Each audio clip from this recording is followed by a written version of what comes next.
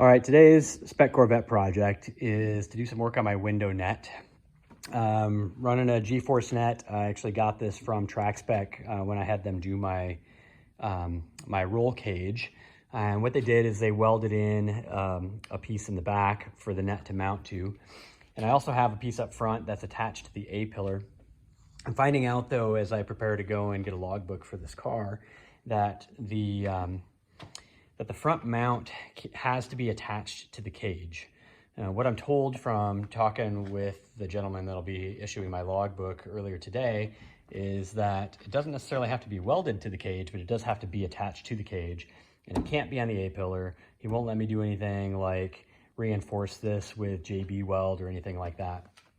Personally, I think this is extremely silly because most mounts, unless you get kind of creative with this, are going to consume a bunch of space here. And Spec went way out of their way to make sure that I've got the maximum amount of space at my A-pillar so that I can get out of the car quickly. And just the extra couple inches, as you saw from my earlier video comparing it to my cage in the other car, makes all the difference. So I've come up with an idea. I'm going to give it a try here. I think it's going to get me around the rules, but basically what I've done is I've fabbed up a little piece. This is like a piece of 1x8 inch steel bar stock, and basically notched it. And then I'm kind of basically got this set up so that I can run it over here from the roll cage very tightly around my A-pillar and then up to the roll cage, or excuse me, to the window net mount. That way I'm not consuming any of my space. I think that will make it so that I meet the NASA rules here, or at least I'll figure out how to skirt around them without actually changing the location of this net mount, because I really like where it's at. So I'm gonna give that a go and see if that'll get me a logbook. Of course, I won't post this video until kind of after the fact. So if you see this video, then basically that means that this actually worked. And this could be a nice workaround for you to tuck your window net mount up nice and high so you get maximal room for exit. Well, checking back in, you can see I've got my bar stock is welded in. The actual mount is in exactly the same place that it was in before. I'm also welded in down here to the front hoop.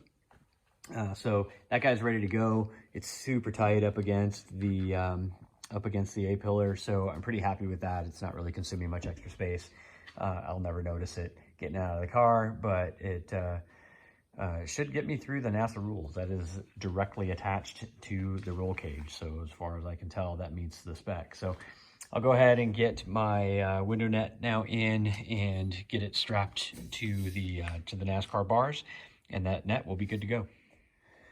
All right, well, that's pretty much it on the net. I've got it in. I mentioned the top mounts before. Bottom is just straps. These are really, really easy to deal with. So I just put them in down below. Left not super tight, but tight enough that obviously it's not going to flop into me, but loose enough that I'm not going to fight with the net when I'm trying to get it in while I'm in the car. I did attach it to the lower of the NASCAR door bars for two reasons. One is I want as much room inside the car as I can get. The second reason though is that down here this lower bar is actually welded to the frame rail in the car, so you're just not going to pass it underneath. And so I would have had to either twist these to go onto this frame rail right down here, or just leave them straight and go on the outer portion of the NASCAR bar. So that's what I went ahead and did. So that's how the net is going to look with the door closed. Everything's nice and tight. I'm pretty happy with it.